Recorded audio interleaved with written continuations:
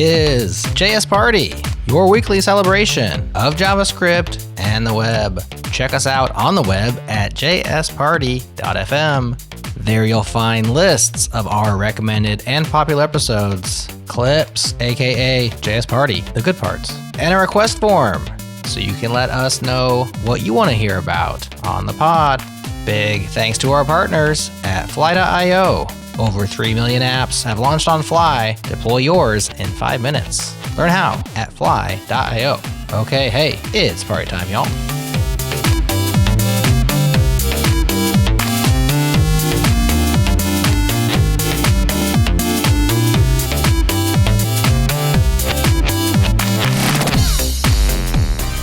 Hello. Jared here, your internet friend, excited for another awesome JS Party episode. And joining me today, my good friend Nick Nisi. What's up, dude? Ahoy, hoy.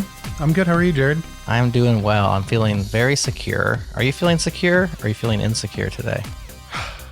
I'm never feeling secure. Well, then you're in a perfect security posture for today's episode. We are joined today by Simon Wickmans from seaside.dev. Welcome, Simon. Hi, thanks for having me. We are happy to have you. We are always happy to help each other write more secure code, deploy code more securely, do things better, because there's lots of ways that you can get bit out there in the wild, wild world that is the web. And most recently, or at least what we're talking about today, I guess it's been a couple months now, but it still feels fresh, the wound, was this CDN rug pull that happened with polyfill.io, where all of a sudden, those of us who were, is it called hot linking? What was it called when you used to just link to someone's image directly? Is that called hot linking, Nick? That's a good question. I don't know. I haven't thought about that in a long time. It's been a long time because we learned better as people would change their images out to things that we don't want, that directly linking to somebody's image, whatever that thing was called, was not a best practice in web development. But what was the best practice for a long time was just using someone else's CDN because, hey, lots of good reasons, right? And real-time update from Claude, yes, that is hot linking. I drilled it. Awesome. My memory serves me well. Turns out every once in a while, using third-party JavaScript loaded from a third-party host, even if it's a CDN that you think you can trust, is also not such a great idea. And Simon, you're here to help us unpack that polyfill attack and talk about our security posture with regards to these topics. So let's start with polyfill and what happened. Can you fill everybody in? For those of us who weren't on the web that day or are too smart and just always load directly off our own stuff. So the way that I like to talk about this thing is third-party JavaScript is basically an example of a very real problem that we face in many things in life. If you refer to some third-party thing that is dynamic, then at some point you're going to be taken by surprise. I'll give you a real-life example.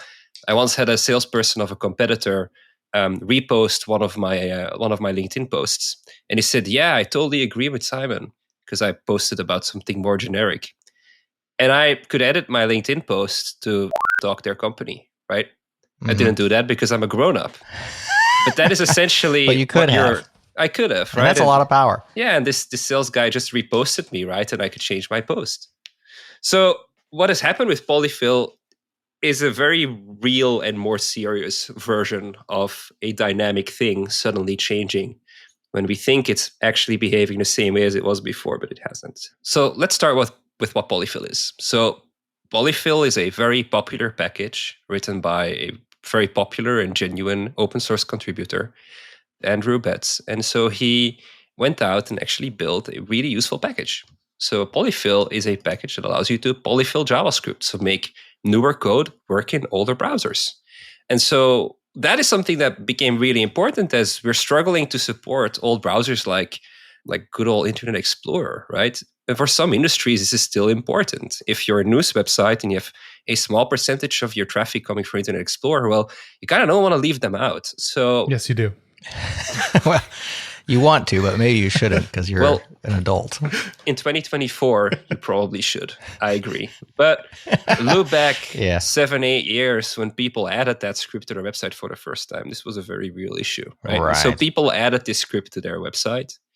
Andrew Betts, the open source contributor, he wrote the code, but he didn't own polyfill.io. That was someone else. And that person in February this year somehow allowed a change of ownership to happen. I don't know the details of how that happened. That is not publicly known, but there was a change of ownership, and the domain name polyfill.io was purchased by a Chinese company.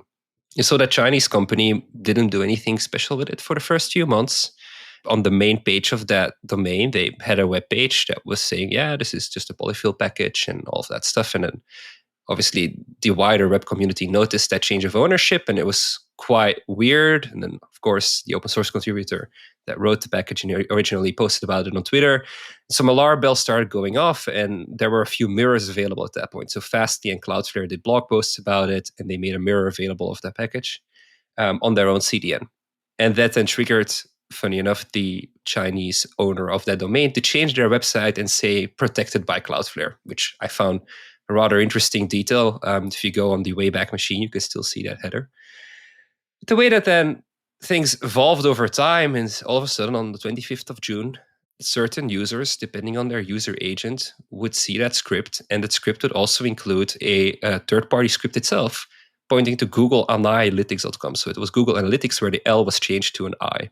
And that was then another malicious script that was known to redirect people to adult content websites and online casinos. This is, in my opinion, an incredibly juvenile attack, right? Because there's really not a lot you gain from that. Perhaps some ad revenue through like generating click-through, but there's not really any big money being made here. And they also made it so that this attack only occurred on the initial requests. So you wouldn't, like when you refreshed that same website you went to, you wouldn't be redirected to that same like adult content site or casino. So it became harder to debug. The thing is that the bad actor could have pulled off a way worse attack. They could have listened in on keystrokes and exfiltrated that and only like made that action happen in a small percentage of requests from specific regions on a certain time schedule, and probably fly below the radar for months. Because the reality is that most websites do not have client-side security in place. So whatever third-party script does, like whatever a third-party script does, is they're just able to do, and they're not really keeping an eye on it. That kind of brings us to the bigger problem here. We do a lot to protect our own infrastructure. We put all types of interesting firewalls by all types of really senior and well-known companies in front of our own infrastructure to protect ours against, like protect our infrastructure against inbound attacks. We spend money on protecting our supply chain, or better said, parts of the supply chain. So those that live on registries. And there's some really amazing companies out there that do a really good job at that. But then we still allow people to do things completely dynamically client-side. And we don't actually know what people are getting in the browser of a user. And that, in my opinion, is a big part of the supply chain. And it shouldn't be sort of an entirely different subject. But the reality is that as we protect our open source dependencies, as we protect our infrastructure, bad actors will, of course, always look for a way to make themselves rich and make themselves like successful in their careers. And therefore, executing attacks in the browser of a user is sort of a logical next step. And so this polyfill attack was one of those examples where we just had to make a lot of noise as a community to make this a known thing. In fact, if you were to go back to some of those posts back then, you'll see that we were being referenced a lot. We were one of the companies to notice it as a first. And then we put a lot of like blog posts out. I put our PR people on it. They then got all of these like media outlets to write about it. So for some time, people were aware of the risk. There is a real risk that we've gone back to a world where people don't know about the risk and they're just kind of accepted it and was like, this is a one-off. The reality is this is not a one-off. Most websites still have over 20 of these. Many websites have over 50 of them. Third-party scripts are completely dynamic. They can act completely differently from what you think. Even if you think they're static, there's nothing really stopping them from acting dynamically, unless, of course, if you add a hash to your script tag, which unfortunately people don't do that often. So as you said, this is just one way that this particular thing could go wrong, and a way that nobody saw coming, because you just don't think of like domain name ownership change as something that is common, especially amongst like an established brand / CDN. Imagine a similar move if the fine folks at the jQuery Foundation decided one day that they were going to sell jQuery.com or whatever the CDN is for jQuery to somebody else, or any of these large providers of loading, of CDNs basically. But that's not even the only way that's going to happen. I mean, you could have the CDN itself become compromised and the ability to replace that file with another file without having ownership of the domain. You could have DNS hijacking attacks where you're basically not taking ownership of the domain, but you are pointing through a DNS hack to somewhere else that you do control. There's lots of different ways that this thing can go awry.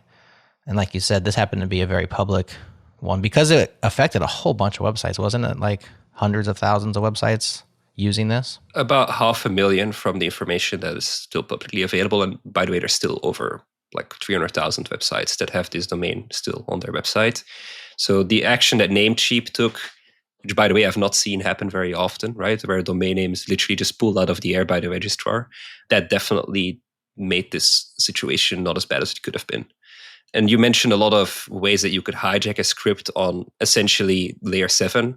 But make no mistake, you can hijack things on layer 3. You can hijack things on layer 4. You can hijack things in many different ways that many engineers don't even know about, right? Like if I interview a like full stack or JavaScript or TypeScript focused engineer, and I ask them about what BGP is, Border Gateway Protocol, and like how the internet is routed and how people attach routers to IP ranges, they often don't know how any of that stuff works. But the reality is that because of the lack of RPKI around the world, you can even hijack an IP address. So you even have to hijack the domain.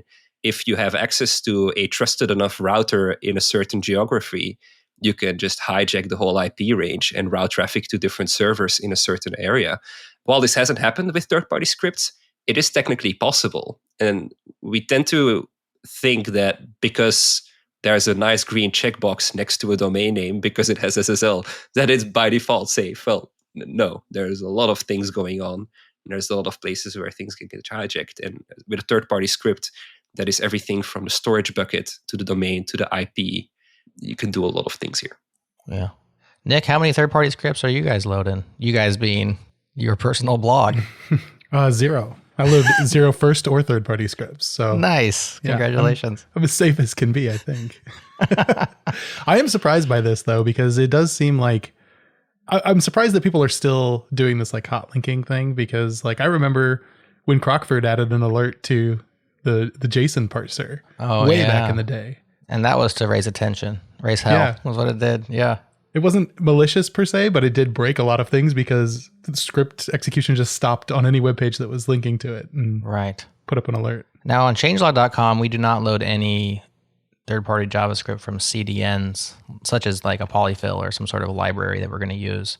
However, we do have 2 third-party JavaScript files that load. One's off of plausible.io, and the other one is, I think, Drift, which is like a sales thing that Adam uses, where you can like put the widget in the corner, similar to other sales thingies, and they can talk to you through that.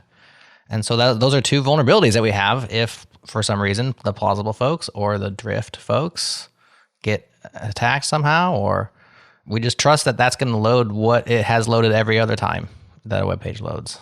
And so far, so good. But man, how do you know? And I take it back. I am loading Fathom Analytics. Gotcha.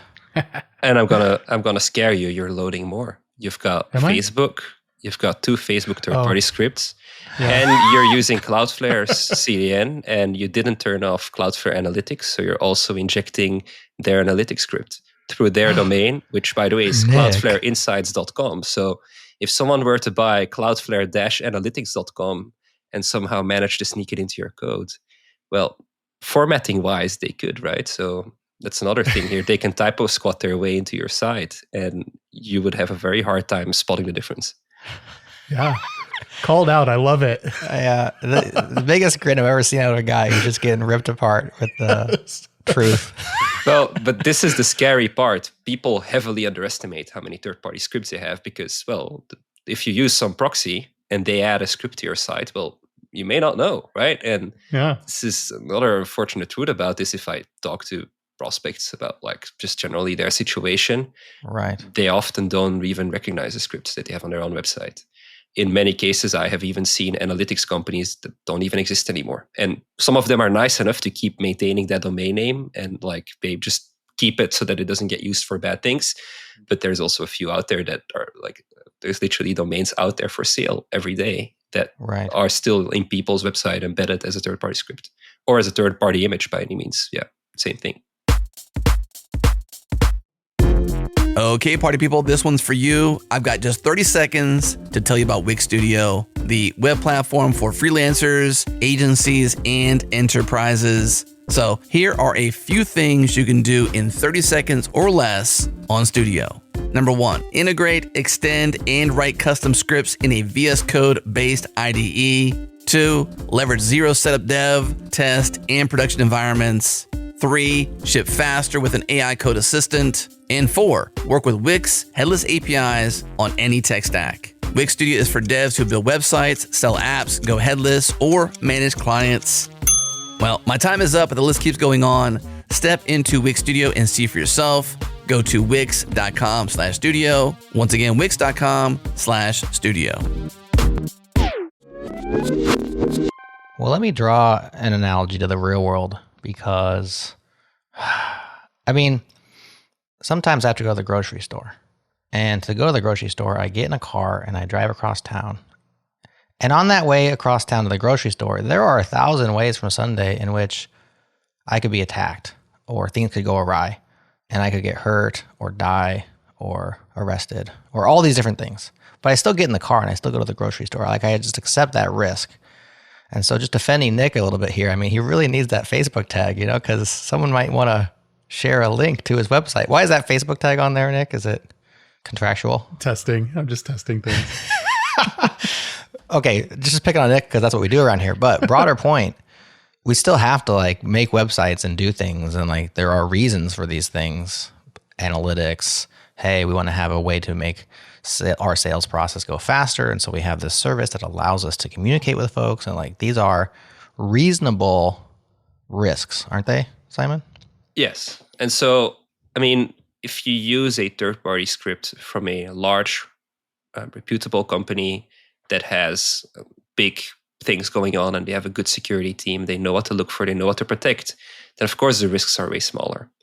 The way that I tend to explain people how to assess risk about this is a little broader. It's try to always assess when you add a third-party script to your website whether that company is really technology at its core. I'll give you an example, right? If there's a marketing influencer style firm out there and their core business is introducing you to influencers that will go market your product, but they then ask you, hey, add this script to your website so we can track conversions, so we can pay out commission. Well, the answer there is technology really their core business? Well, probably not, right? And then you can start asking questions. Okay, who built this script? What is your process to secure that script? You can dig quite deep into that. And then you'll start quickly recognizing that for some businesses, third-party scripts are a way for them to operate. It's not their core thing, and the risks of those are higher. The great thing is that a lot of these companies, they don't make their scripts dynamic. So you can then self-host these scripts. So you don't actually have to add their thing. You can take it, put it on some type of a storage bucket yourself, and provide it to your website as a first-party script. That reduces the risks, of course. So that's one of those things to think about here. I would say that there will always be risk on the web, but it's important that we verify and we just don't blatantly trust stuff. And that's where my company is trying to focus on. It's okay, third-party scripts exist, you need them. And we live in a world where we want analysis of things, where we want analytics, where we want a chatbot, where we want social media SEO, all that stuff. Mm-hmm. You need that, we trust that, we recognize that. And the best thing to do is keep an eye on it so that if there are changes, that at least that's not happening without you knowing, and that we can make sure that those changes are in line with what you would expect that script to do. That's more the high level approach that I would like to encourage here. Yeah. Even when it's not security that's the concern, a lot of times for me personally, it's privacy. And even large, reputable, tech-focused companies, I still give the side eye. For instance, YouTube. We like to have some of our videos on some of our web pages. That makes sense, right? And so the YouTube embed is really nice. But the YouTube embed, unless you go straight iframe, I'm not sure if they allow you to do that, but you're going to be using YouTube's JavaScript that they are writing, which is in their best interest. And they are a large tech-focused company that's reputable and certainly has massive security chops because they have to. However, they may have business incentives that don't align with my incentives, and they may have privacy, not injecting, the opposite of injecting, extracting business incentives that I don't appreciate for myself and for our website visitors. And so that's another area of the same conversation where it's like you have to think through these things as you make these decisions. And honestly, sometimes we'll throw that embed in there, and I'll do so with like a little bit of consternation of like, A, I don't really like what they're doing today, and B, I don't know what they're going to change tomorrow, which really is the biggest concern. Is like you can't trust the network over time because the network changes over time. Yeah. I mean, and even if you trust, you must verify. That is the world we live in. That is the world that even since Ronald Reagan, with that famous quote, we should operate as actually verifying instead of trusting when it comes to our users. They put trust in us by going to our website, right? And as a result, we should do what we need to do to make sure that whatever we use is safe. It really comes down to verifying instead of trusting, and not exploiting the trust of users towards us. So what are some ways? What are some ways that we can verify? So what I mentioned earlier, I think, is a good start. Try to differentiate products, third-party scripts, etc., from third-party vendors, and differentiate the ones that are built by reputable companies with an inherent technical reason to exist. Technology is their core existence, from, we also have a script sort of businesses, right? And then from there, favor the ones that are static and allow you to self-host. That is a thing that you can do. And the great thing you can do then is host it somewhere else on one of your own storage buckets, host it under the same domain name. If you want to use a separate domain name, or you have like a CDN sort of subdomain on your domain, you can use that. Import these scripts and add a hash to it, so that in the worst case scenario, if someone somehow managed to make a change to that script by hijacking that storage bucket of yours, that would not be successful. That's another thing you can do. And just really be diligent about your vendor choices there. Sad thing is that will only get you to a certain extent, because there are things out there that are dynamic and should be dynamic. For instance, a lot of these chatbot tools, they're dynamic. And even though the script themselves, like the third-party script in the first instance, may be something that you can cache in some cases, they make calls to other third-party scripts. So it becomes a bit of an unavoidable problem. And then there are people that say, okay, I'll just add a content security policy. And that is a great start, right? Because a content security policy at least allows you to define which domain names are allowed to be connected to like script source header, or a connection like header in a CSP header. You can define which domain names you could communicate with, right? That, however, doesn't actually go very deep, because you're just talking about third-party connections. You're not talking about the type of connection, the payloads, the content it's touching, the actual script it's fetching, and the payload of that. It doesn't really allow you to go too deep on that. So you can get to a certain level of security by using open source tools and things that are native to browsers, but really dynamic scripts, you'll never actually be able to get to a full level of security that way. And that's where actual third-party security products like Seaside should be able to cover you. Third-party scripts that are fully dynamic, that actually fetch third-party code that has to change, where every now and then they add a new third-party domain to a script. Well, that's kind of the bread and butter of what we're able to support. And of course, we're also able to support all of these scripts that you can self-host and that may be slightly dynamic or that sort of stuff. The thing is, you can't actually protect all the way with the tools that are built into browsers today, which isn't great. And we recognize that. And that's also why we want to contribute to new specifications on the W3C Foundation. But yeah, the thing is that today we're just not really set up to handle dynamicness in browsers very well through using content security policies or features like that. Mm-hmm. What are there alternatives for these companies, specifically like the dynamic scripts that you might have to inject, like a chat bot or anything? Like is using NPM and like versioning a version that comes through there better, or is that feasible, or what are the trade-offs there? Yeah, I mean, if there's an NPM version available of the open source package you're importing, that's always my personal choice. I would prefer using that over a third-party script that's client-side fetched. And the great thing is that you can use a tool like Socket by Frost, who I'm sure has been on this podcast at some point.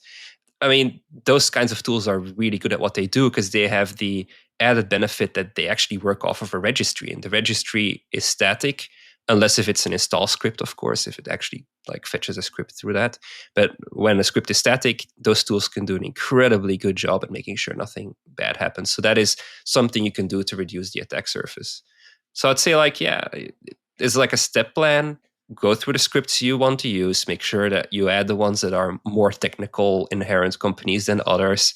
If you can, self-host them. If any of those third-party scripts actually have an NPM version, then use the NPM version. Use a tool to protect that. If any of the scripts are really dynamic and must be dynamic, add them, make sure to check them, make sure to keep an eye on domain ownership, make sure that those companies have certain level of compliance in place. Those are things you can do. And by the way, this is another fun little segue. And as a security company, of course, we care about our own compliance and we're going through all of these things, but you'd be surprised how many third-party scripts are out there that are by companies that aren't even SOC 2 Type 1 compliant. And they are still present on very big companies' websites, very sensitive, like data handling companies' websites as well. So yes, this is a real problem. Check the compliance of the third-party scripts you add. That's another thing you can do. There's an inherent tension between, let's just say, leadership inside of organizations that use websites to make money and engineering inside organizations that use websites to make money. And some of that tension, I think, is exacerbated by the availability of tools such as, is it Segment? Am I remembering Segment? Which one's the adapter pattern for your, well, let's just go with Google Tag Manager, for instance, where it's basically like grease for the skids of how many third-party scripts can I load on my webpage without asking anybody for permission because I'm in leadership. And I just wonder how folks can, at an engineering level, deal with a situation where maybe they don't have the entire control over everything that goes onto their web pages. This is an incredibly real problem. When I speak to engineers about third-party scripts, the almost 100% consistent response is a sigh or like a facial expression that's like, ugh. They are usually not the people that want them there. It's someone else within the company that asked for it. It's a marketing department support adding this tool. It's a POC of some other thing. Legal says add a cookie banner now that ruins all the great work you did on a user experience because now there's this ugly pop-up by this weird company. Like, engineers are not a fan of this. I would say, depending on the executives, they're also not a fan of the bloat it creates. But the reality is it's unavoidable if your website is your product, is your business. Tools like Google Tag Manager and just in general tag managers, etc., they exist because of that idea that at least you have some of your privacy under control. I really care about privacy as a company. We want to make sure that we do not add to the problem. I personally don't think that cookie banners are the solution to the privacy problem that is caused by third-party scripts. Because let's face it, as soon as that thing became a thing, server-side packages for these third-party scripts became a subject. And so that data is still being exfiltrated, and it's just dug deeper into the privacy policy or the cookie policy of that website. So that cookie banner, it's okay, it's not really solving any real problems, in my opinion. I would tend to agree. I think it's difficult when you are in that circumstance to feel like you can do anything to move the needle on the security when you don't even have autonomy or agency with regards to what might pop in there tomorrow, let alone today. I guess maybe the tactic must be for the engineers reactive and alerting, so that you at least know. Because one thing that can happen is you just don't even know. For instance, maybe a guy has to come on a podcast and tell you what scripts are coming on your website. Real-time update. I removed the Facebook one. he's redeployed. Now you're feeling slightly more secure than you were at the beginning of the show, Nick. So that's a good thing, I was shamed into security, and I thank you for it. What was the Facebook one for, Nick? What was it was just the tracking pixel. Okay. Which does what? What's that do for you as a website owner? I don't remember. You can track where people are, what pages people are going to, and things like that. Okay, so it's just an analytic tool for you, provided by our friends at Facebook. Okay, happy that we got one more website, one step more secure and private than we did prior to the show starting. But when it comes to alerting, knowing that things change, are these also tools? Is it something that Seaside's building, or how can you bring the awareness of that? Hey, you're all of a sudden you're loading this thing that you weren't loading yesterday. So there's a few things to what you said. So it is indeed true that the security engineers or the front-end engineers are ultimately being held responsible if this goes wrong, even though they were not the one that wanted the script there. And often companies have lacking diligence and actual frameworks around what it takes to add a script to a website. In many companies, it's just opening a ticket, a generic ticket, or sending a Discord message to somebody on a front-end team, or if they're a big enough company, they often have marketing front-end teams. There you go, it gets added, bam, and it's there forever, right? Or it could even happen where it's a POC of a tool and they decide not to use it and it's still there after. So our go-to-market has been you want to use our tool? Great, we've got a free tier, or we've got a business tier that's so cheap that you can just sneak it into an expense somewhere, and then eventually we'll go talk at a higher level. I think that is the right way to deal with a real serious problem that really only engineers get.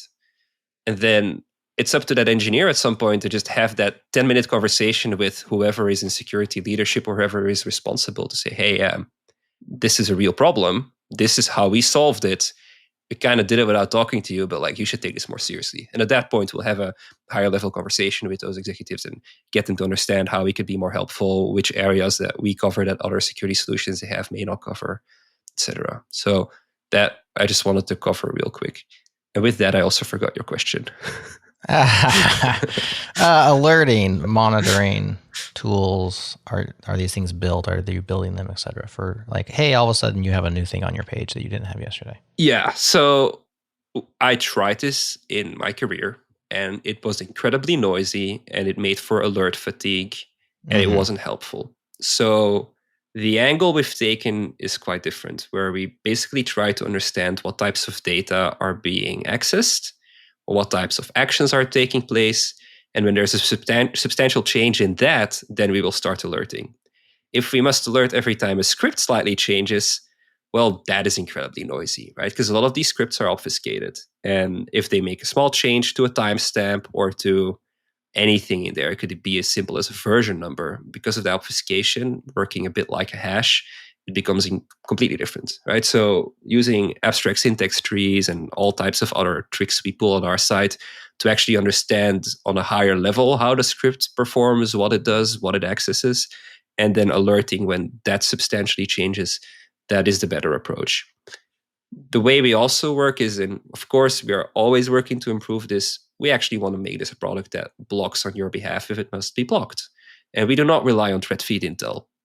Of course, we use it so that if there's a low-hanging fruit, we've got it, right? But that's not our core thing. We built our own detection engines that look at changes over time. And because we've also got that free tier, we'll have a bunch of people's blogs where so-called there were no scripts, but there were then 3 scripts. We can of course see these scripts on many different websites. So before it becomes a problem for one of our big high security customers, we probably would have already seen it on some other websites as well. And so that free tier is not just a amazing use our thing and hopefully someday it'll pay for us. No, it is also actively making the product better for everybody, safer for everybody. And so by using our thing, you're basically making your own life on the web a little safer, if of course people use our product.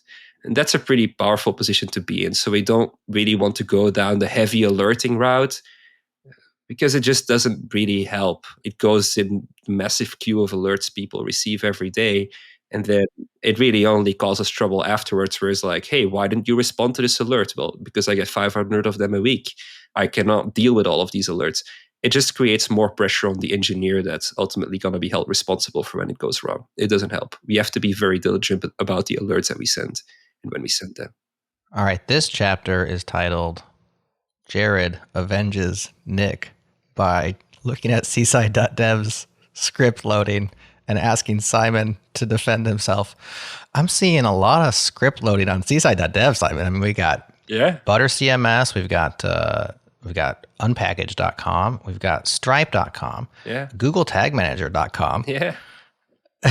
Yeah. We're a company. We exist. Yeah. Nick is also a company. No. How do you guys make these decisions? I mean, I'm sure you're small enough that you were probably involved in most of these. I mean, the reality is we're a business. We need to know things. We need to see errors happen. We need to have a little chat bot on our website. Right. What you'll also see is that when you actually check those third-party scripts in the code, so without going too deep into how the product works, but the one that actually gets executed is behind proxy.csite.dev/. I did see proxy.csite.dev, but I left that one off because it was too secure. I didn't want to bring that one up when I listed them. Well, so all those scripts you mentioned were actually delivered through proxy.csite.dev, and those were the ones that were rendered. And so that passed through our detections. And so we keep all sorts of relevant data in a really neat dashboard. And if any of those scripts started behaving completely different than they did before, they wouldn't be served on that web page anymore. You'd get a fat 403, Gotcha. and that script would just not execute. But yeah, I mean, the way I selected those tools is, let's find the best CMS I can find. I like Better CMS. Don't get me wrong. It's a great tool. It's got some small limitations, but it's a good CMS. There you go. Intercom to me looked like a good support platform to use for a while. That is until I checked that guy's Twitter. And then, yeah, since then I've been considering moving away from that. But so far there hasn't been any major incidents with that third-party script. But yeah, we use these tools because, as I said, we are a business. We do need these tools. We cannot live without them. And honestly, every website has third-party scripts. So I really don't want to shame people for using third-party scripts. They are there. They're unavoidable. The reality is we need to deal with them.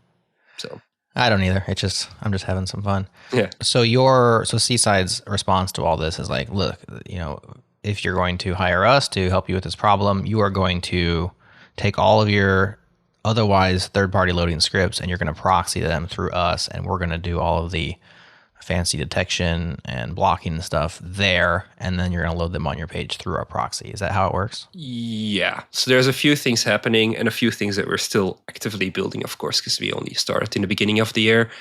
But the idea is that indeed we are part of that delivery of that script where we can be. There are some scripts that don't want to be proxied, but then we also have a script in the website of the user that does that rewriting. And we monitor behaviors client side as well. So we try to just literally use every detection capability that is possible today and then see what it catches, which unfortunately doesn't cover everything because the W3 spec only allows us certain things and it doesn't cover every use case. But at least it is going to be way better than not having any monitoring in place at all. And so situations like the polyfill incident, heck yeah, those were easy to spot. When a script suddenly starts opening WebSocket connections and streaming code into a browser when it hadn't done that before, and a few months earlier there was a domain name change over, like a domain ownership change of that domain, of that third-party script, well, we put 1 and 2 together and we can very easily say, okay, that is something that looks fishy, right? We basically try to, what you would read on the web about this attack happened and this is how it happened, we basically give you that in the dashboard. And we use AI to parse through a bunch of stuff and flag certain things. But yeah, it's basically the high level. Gotcha. Nick, did I sufficiently defend your honor against Simon, or do you feel avenged, or do you feel, are you just too busy redeploying more versions of your website that have less tags on them? I just removed that one. I didn't know about the other one, so thank you. I do appreciate that. But yeah, I think you did a good job avenging me. Thank you. I tried. I did my best. So like Seaside, it's injecting its own set of third-party scripts then. Is that right? So yeah, what we ask our customers to do, depending on their website, depending on the framework they use, they either use an NPM package of ours or they add our script as the first one on their web page to load. And that is it. And that script will pull the magic of making things proxy through us. The original scripts will still fetch, but they will not actually execute. And as a result, the scripts that will execute are the ones that came through us. So we have a full flow through of that code. And then we also still monitor client-side behaviors as well on top of that. And so that makes it easy for us to detect certain types of attacks. And as I mentioned, don't want to oversell this. We still have a lot of work to do. And the world still needs to improve its specification of browsers because we still can't catch everything. But yeah, it's on high level, it's doing that, and it's making third-party scripts less likely to be a major issue. Or at least, I mean, even if someone pulls off a really advanced attack that we do not detect using client-side monitoring, well, usually there's going to be a change of something, right? So as I said, it could be like that there's a BGP leak happened, or there was a domain name change, or there was an SSL issuing behavior that was out of line, or those types of things we would then be able to catch. So we feel quite confident that regardless of the attack, there's probably some data there that would have indicated it. And now it's just a matter of actually making that alert and then block. What are some of the things that the browsers could be doing that would just alleviate a lot of these problems? Like what features are browsers missing that need to be specified and developed?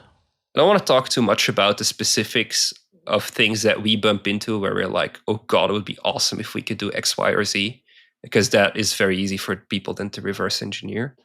But I think there is definitely a positive trend now where browser companies are getting like better equipped to deal with really big privacy issues. I mean, I was really happy when Google was trying to get rid of third-party cookies. Unfortunately, they didn't pull through with it. Manifest 3. I was going to ask about that. Yeah, Manifest 3 was one of those attempts as well, but they were a little too strong and then it didn't go anywhere. And now it's all of a sudden going somewhere again and they kind of watered down the spec. But I would say in the movie industry, there is a saying called kill your darlings. Unfortunately, we have to do the same with browsers as well. We cannot continue to support all the API that has been around. We cannot continue to support bad behaviors that we somehow allowed many, many moons ago that are still a thing. And I find that we really have to start cracking down on those as developers by not using them, as buyers by not choosing to work with companies that use those. And then ultimately, hopefully, make it die a silent death. And eventually the companies that make browsers, they would just get rid of a bunch of these things. But yeah, unfortunately, it doesn't look like we'll ever agree on anything in this world. So it's going to cause some disruption. If you break my mootools, I will be so mad. Yeah. That's when Nick will really get his revenge. But yeah, it's like a weird contradiction because like the most popular browser is like funded by advertising solely. So it has to allow for advertising in some way and for that level of tracking, and like closing up a lot of these holes probably is going to go against that. Yeah. I mean, every industry in the world that's been around for a long time has had to go through this phase. In construction, there was a period, I don't know how badly impacted the US was by this by any means, so it may be that nobody even recognized what I'm saying, but in Europe, where I grew up, there was a period where people were amazing fans of asbestos. It was the savior of everything, and we should use it in everything. And then later on, it turns out, oh, damn, we did something bad. This is actually really bad for people. Now we should really ban asbestos. And then everything that had asbestos in it had to be taken down and dealt with. You kind of have to go through a similar phase with the web, because there's still too many things out there that are really not good and really shouldn't be a thing. And somehow some people are still holding on to it. But hey, tough luck. Like Daddy Google is going to decide for you now that is not something we want to do anymore. And by the way, 90% of the world agrees with us because it's not very good for safety or privacy. And that's not how the internet has worked, you know? I mean, the internet has been very open to everything from everyone, but that comes at a price. And so that, I think, is where we as a company, like companies like ours, need to exist, because we basically thrive in that space of it's not great, and this is something that maybe shouldn't be a thing at all, but at the same time, it's great that the internet is so open and that we can do what we need to do. But some businesses need to protect themselves against this type of behavior, right? So there's basically a lot going on there at the same time. But I do hope for privacy and safety of everybody on the web that at some point we do put our foot down a little bit more when it comes to sensitivity of data and matters that could like really on a personal level impact us, because that honestly, there's no space for that anymore. And in the meantime, I think as individuals, of course, be as security aware and conscious as you can be in your own dealings and your own websites that you control, but also work together to start to break the stranglehold that Google currently holds on the browser market and use browsers that reflect your desires for the future of the web, because that, I think, will very, very small ways move that needle somewhere that we think it should go. To a safer web, a Safari web. Yeah, I personally don't believe in single heroes here. Like, there's going to be some good browser projects that come up that will help with privacy. And then they'll do awesome for some time. And then eventually they'll need money. And then something happens. And then, yeah, there's no silver bullet to any of this stuff. But I agree. And I find everybody relies on Google Chrome as their main browser. And unfortunately, it does a lot of stuff that probably isn't great. It's a weird situation to be.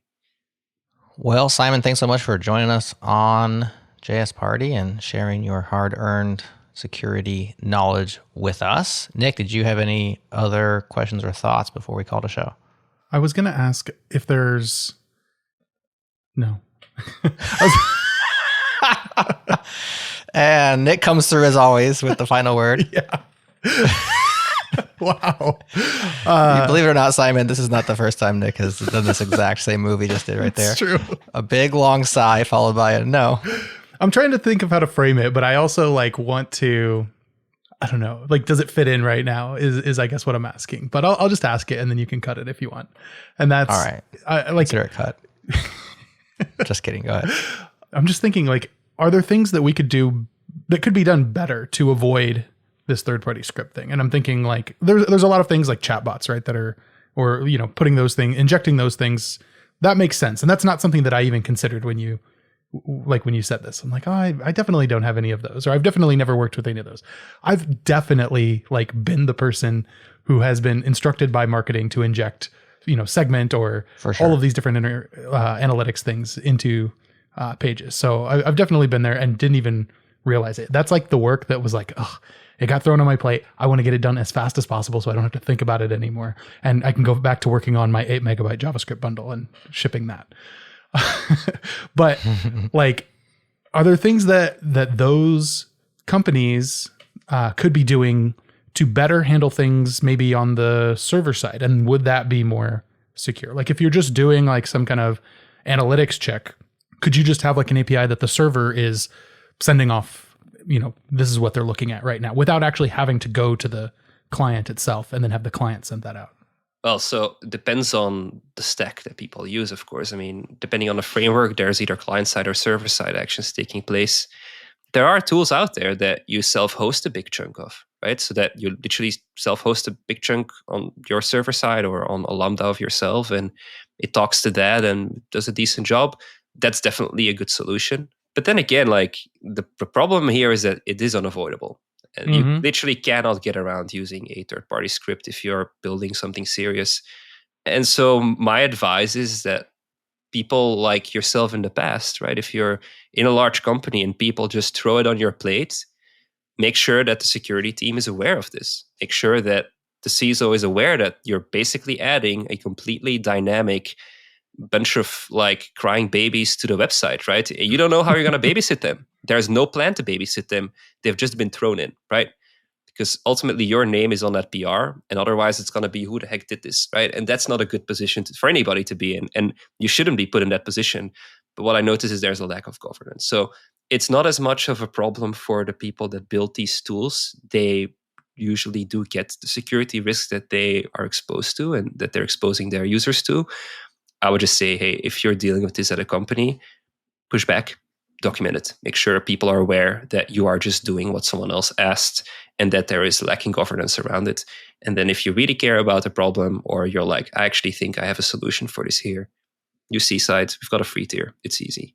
And then we'll go from there. Like, the ultimate dynamicness issue is unsolvable. So you need a tool to help you with that. And there's nothing native in a browser that will solve that for you. So is like, are pointing at examples like the polyfill example, or specific supply chain attacks on like NPM, for example, or even like very sophisticated potential attacks like the XZ thing that almost happened a few months ago. Mm-hmm.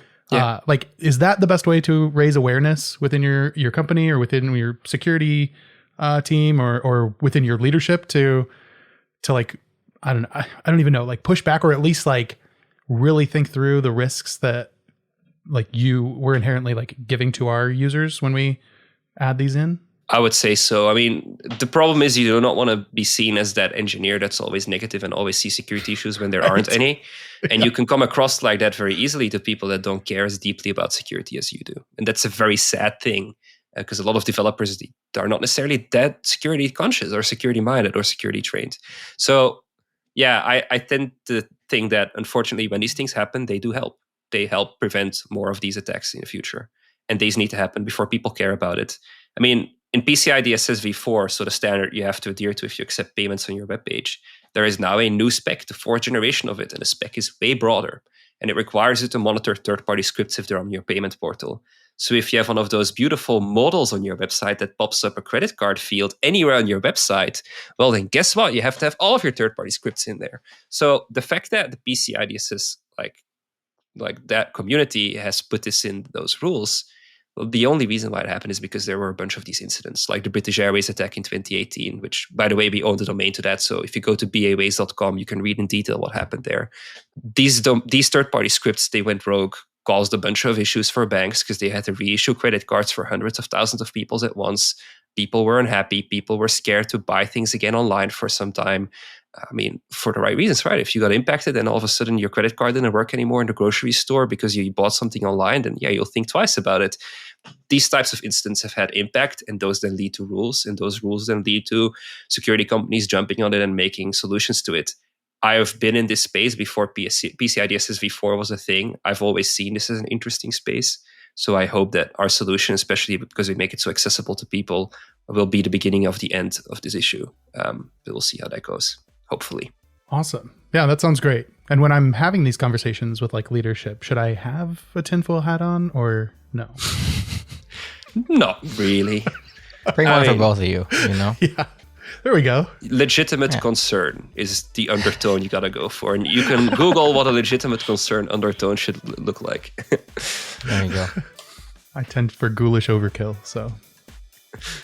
On the note of ghoulish overkill, let's end this show before it becomes both ghoulish and overkill. Simon, thank you so much for joining us. Nick, as always, thank you for your overkill. On behalf of everyone here at JS Party, I'm just thanking you all for listening and saying stay safe out there, or get safe if you're not safe. Either way, here comes your outro. Bye, y'all.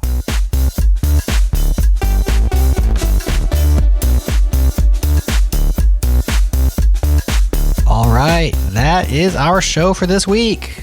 Thanks for partying with us. Subscribe now if you haven't already at jsparty.fm or wherever you get your podcasts. And if you're a longtime listener, I'm trading changelog sticker packs for awesome 5-star reviews once again, now through the end of September. Leave us an awesome review, screenshot it, and send it to Jared at changelog.com with your mailing address, and I'll send you some rad stickers right to your door. Big thanks again to our partners at Fly.io, to our sponsors of this episode, Wix Studio, to our Beat Freak in residence, Breakmaster Cylinder, and to Sentry. Use code CHANGELOG when you sign up for a Sentry team plan and save $100. That's easy money. Next up on the pod, Nick, Chris, and myself doing some segments. Which ones? I'm not sure yet, because we record it tomorrow. But I do know it'll be a good time and hopefully a good listen as well. That's all for now, but come back and party with us again next week.